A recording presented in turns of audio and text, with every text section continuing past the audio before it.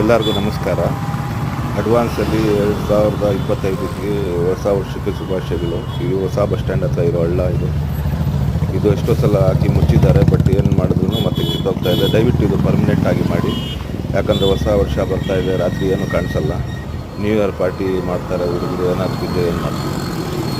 Thank you.